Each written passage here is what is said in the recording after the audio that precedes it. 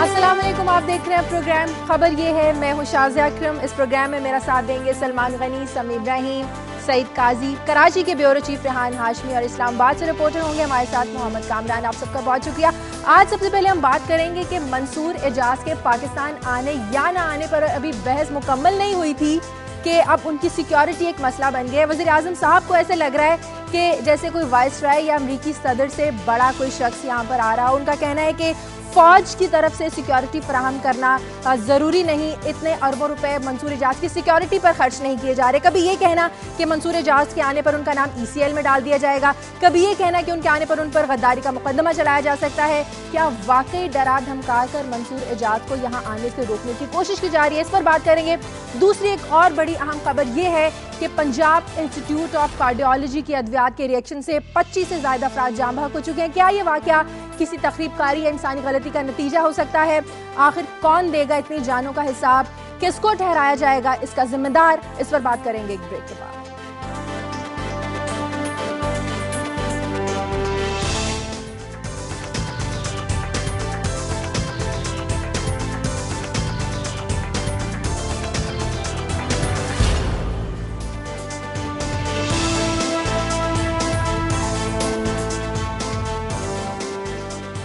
Break के बाद खुशामदीद। दो अहम खबरें मैंने आपसे शेयर की, इसके अलावा भी आपको बताने के लिए बहुत सी खबरें। सलमान गनी साहब, आपके पास क्या खबर है? एक तो आपने बता दिया कि मेमो स्कैंडल के हवाले से जो रद्द अमल वज़ीर आज़म समेत दीगर हुकूमती ज़िम्मेदारान का सामने आया है वो सबके सामने, और कौन क्यों कर मंसूर एजाज की आमद से परेशान है वो भी खुलकर बात सामने आ गई है। लाहौर में आज पंजाब असम्बली का इजलास 2 रोज़ के वक्फे के बाद दोबारा शुरू हो रहा है और इजलास खासा हंगामा खेज़ होगा। अपोजिशन जिसके तरक्याती फंड्स उन्हें नहीं मिले वो आज ऐवान के अंदर एहतजाज का प्रोग्राम बनाए हुए हैं। 5 खवातीन जाली डिग्री स्कैंडल में उनके खिलाफ मुकदमा दर्ज हुआ है, उस पर भी पंजाब असम्बली में बात होगी। दूसरी बात PIC जो नाकस दवाइयों का रिएक्शन है उसमें आपने कहा 25 लोग मारे गए, मेरा ख्याल 32 हो गए, अब ज़्यादा हो गए। और 19 अरकान की कमेटी बनाई गई है। अब देखेंगे कमेटी क्या करेगी, इस पर भी बात करेंगे। और तीसरा एक अच्छी खबर ये आई है कि 1 माह के बाद 2 दिन के लिए गैस की बहाली सनतों के लिए जारी की गई है, इस पर बात करेंगे कि इसके साथ क्या हो। सही। समी इब्राहिम साहब, Shazia, human rights watch group की रिपोर्ट आई है पाकिस्तान के हवाले से, वर्ल्ड की वो रिपोर्ट देते हैं। उसमें पाकिस्तान के बारे में उन्होंने कहा है कि बड़ा मुश्किल साल था पाकिस्तानियों के लिए, मजहबी इंतहा पसंदी में भी इजाफा हुआ, मिनॉरिटीज़ महफूज नहीं है, महंगाई में भी बहुत इजाफा हुआ, इस पर बात करेंगे। दूसरा एक हम अपडेट देंगे जो मफाहमती अमल अफ़गानिस्तान में चल रहा है, इसमें हामिद करज़ई की हिज़्ब इस्लामी के अरकान से मुलाकात हुई है, लेकिन अमेरिकन की हक़ानी नेट ग्रुप से भी मुलाकात हुई है, इस पर बात करेंगे।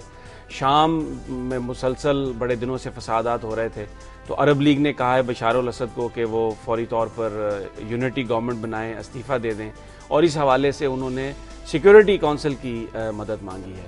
और जो पिछले प्रोग्राम में हमने बात की थी कि इराक़ में किस तरह से तबाही हुई है अमेरिका के आने के बाद, आज उसकी डिटेल बताएंगे कि वहाँ पर 50 लाख बच्चे यतीम हैं, 1.3 मिलियन लोग मारे गए, और किस तरह जो सेकुलर उनका जो नेटवर्क था, जो फैब्रिक था सोसाइटी का, उसको तबाह करके इंतहा पसंदी को परवान चढ़ाया गया। और देखेंगे कि क्या वही टैक्टिक्स जो इराक़ में अमेरिका ने इस्तेमाल किए थे, क्या पाकिस्तान और अफगानिस्तान में भी तो वही तरीका इख्तियार नहीं किया जा रहा यहाँ पर तबाही फैलाने के लिए। चलें इस पर बात करेंगे। सईद काजी साहब, आपके पास क्या है? शाजिया, मैशत के माज पे 2 खबरें हैं आज। एक तो जो आपका एक पसंदीदा, आप बड़ा अम्यूज़ होती हैं, जमहूर के फुरकस की बात करती हैं आप। अच्छा, वो आज निकलने वाला है? वो है नहीं, वो हमने क्या निकालना है, वो तो निकालने वाले निकाल रहे हैं, हम तो रिपोर्ट करते हैं।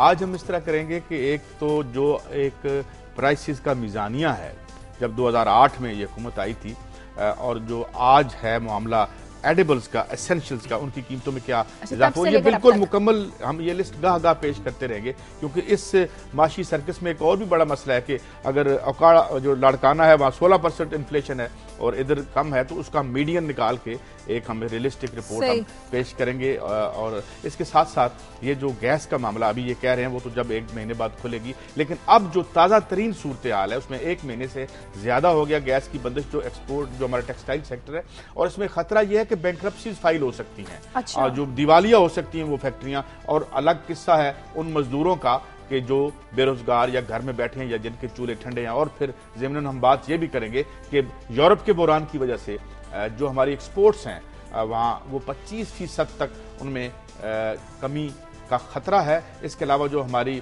टेक्सटाइल वैल्यू चेन एक्सपोर्ट्स हैं वो ऑलरेडी 19% गिर चुकी हैं। इन पे हम डिटेल से बात करेंगे। कराची और इस्लामाबाद से भी खबरें जान लेते हैं। रेहान, आपके पास क्या है बताने के लिए आज कराची से?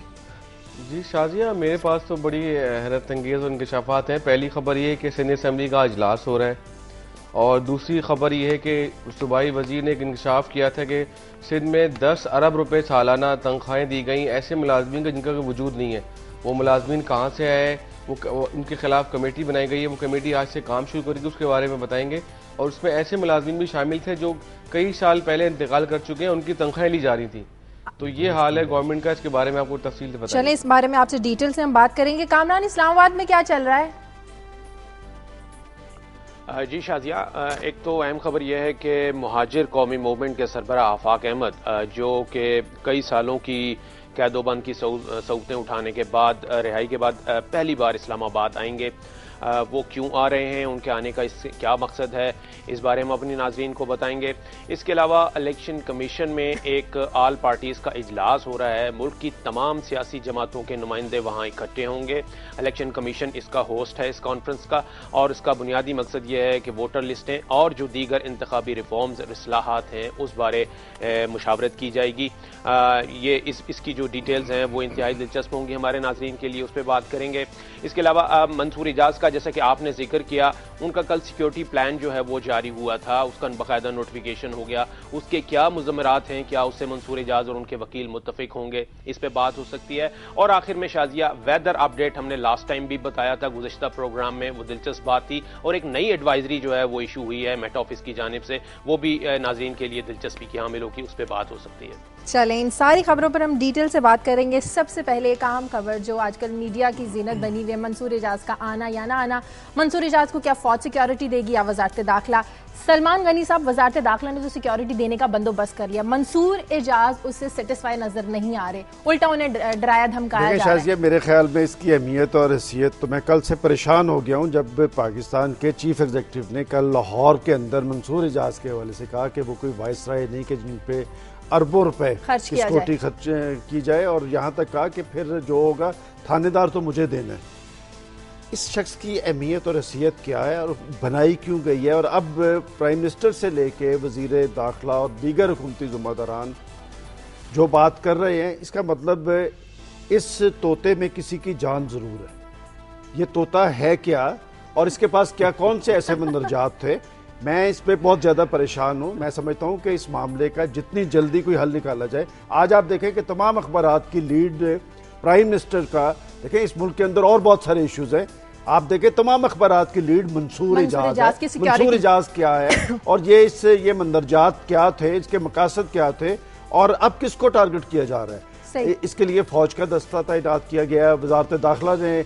मैं समझता हूं कि इस मामले का जितनी जल्दी हल निकाला जाए वो बेहतर है, पाकिस्तान के हवाले से, पाकिस्तान के अदारों के हवाले से, पाकिस्तान के इस्तेहकाम के हवाले से। समी साहब, जो लोग डरा रहे हैं, धमका रहे हैं, उन्हीं की जान इस तोते में? देखिए, उनकी जान तो है जैसे इन्होंने कहा, लेकिन मुझे तो जो इस्लामाबाद से इतलात आ रही हैं उनके मुताबिक बहुत सारे लोग जो है ना चूरी बना के बैठे हुए हैं। अच्छा। ताकि वो तोते को खिलाएं और वो उनकी बोली बोले। उनमें जो ISI के सरबराह हैं हमारे जनरल शुजा पाशा, उन्होंने तो खासा बड़ा डब्बा चूरी का बनाया हुआ, क्योंकि वही उनको लेके आ रहे हैं। और वकील ने तैयार की होगी, एक उनके वकील ने तैयार किया हुआ है, फिर कुछ सियासतदान है उन्होंने भी तैयार किया हुआ है। लेकिन जो बुनियादी एक जो इशू इसमें आया कि जिस तरह से अब वकला ने जो उनके हैं अकरम शेख साहब, उन्होंने डायरेक्टली आर्मी चीफ को भी लेटर लिख दिया डायरेक्टली। उन्होंने कि जी हमें तो इसकी सिक्योरिटी चाहिए, और अगर एक बटालियन हमें नहीं मिलेगी फोर्स तो बड़ा मुश्किल है, वो कैसे आएंगे। और फिर अगर दूसरा जो एक नुक्ता बड़ा अहम उठा था जिसमें उन्होंने ये कहा कि पार्लिमानी कमेटी अगर बुलाना चाहती है मंसूर इजाज़ को तो वो वहाँ उनके सामने नहीं जाएंगे। मेरा ख्याल है ये एक ऐसी चीज़ है जिससे तमाम पाकिस्तानियों को भी तशवीश है, भी होना, क्योंकि पार्लियामान जो है, हम डेमोक्रेसी में हैं और वो आ रहे हैं, तो उनको अगर वो पार्लियामेंट की कमेटी के सामने तो पेश होकर अपना इस पे कोई हर्ज नहीं होना चाहिए। अच्छा, अब एक जो सीरियस नोट है उस पर देखें, मंसूर इजाज़ क्योंकि आ रहे हैं और उनका जो इल्ज़ाम है वो हुकूमत पर है। तो इसलिए अगर उनके वकील ये कहते हैं कि जो वजारत दाखिला है या जो दूसरे हुकूमती वजारतें हैं उनको उससे उनके जो हिफाजती निज़ाम से हटा दिया जाए, वो उससे मुतमईन नहीं है, तो मेरा ख्याल है ये कोई ऐसा मुतालबा नहीं है कि जिस पे कोई अचंबा हो या कोई हैरानगी की बात हो, क्योंकि वो गवर्नमेंट के खिलाफ आ रहे हैं तो गवर्नमेंट से उनको खतरा भी है। और फिर माजी में वो ISI हुकूमत के खिलाफ जो कुछ कह चुके हैं, अगर उसकी इन्वेस्टिगेशन शुरू हो जाए, हुकूमत को इजाजत दे दी जाए, तो वाकई मंसूर इजाज वापस तो नहीं जा लेकिन अगर हुकूमत समझती है सईद काजी साहब की हुकूमत के हाथ साफ है, तो आपको नहीं लगता कि फिर सामने जाकर ओपनली उनका फेस करना चाहिए? हुए हैं और इस जदीद ऐद में पिछले 40-50 साल में जो हुकूमतें आई हैं वो तो हम यही देखे कि अवाम के खिलाफ उन्होंने जराइम ही किए हैं। मगर मैं आपको एक और एक बड़ी इंटरेस्टिंग बात बताता हूँ। यूं लगता है कि जब हम तारीख के साथ रह रहे होते हैं तो हमें एहसास नहीं होता कौन कौन से वाकयात हमारे पास से गुजर के आगे चले जाते हैं। अभी कुछ दिन पहले प्राइम मिनिस्टर साहब को हमने कोर्ट में बुला लिया, एक हाइप क्रिएट हुई, यहाँ आपको ब्रेकिंग दे रही थी, मैं आपके पास ही बैठा था, वो वाकया कहाँ गया? खाक हो गया, कहीं और चला गया। अब उनको इस्तिस्ना हासिल है, एक तसलसल है वाकयात का। इस तरह लगता है कि जैसे चीफ ऑफ आर्मी स्टाफ हो, प्राइम मिनिस्टर हो, यहाँ और कोई जरूरी काम नहीं रह गया। जिस तरह मैं ये कह रहा हूं कि यहाँ पे 22-23 लोग मर गए, 150 आदमी मरने वाले हैं, ये कोई अहम काम नहीं है। वो आ रहे हैं, उनकी जान बड़ी अहम है। जो 26 बंदे मर गए हैं यहाँ पे गंदी दवाइयां, गलत दवाइयां खा, वो अहम नहीं है। ये एक प्रायोरिटीज का मसला है। It shows the utter bankruptcy of the ruling class कि उनका फरीजा क्या है। मसलन मैं एंकर हूं ना, मैं यहाँ एंकर बैठा हूं, यहाँ पे मैं कोई और काम शुरू कर दूं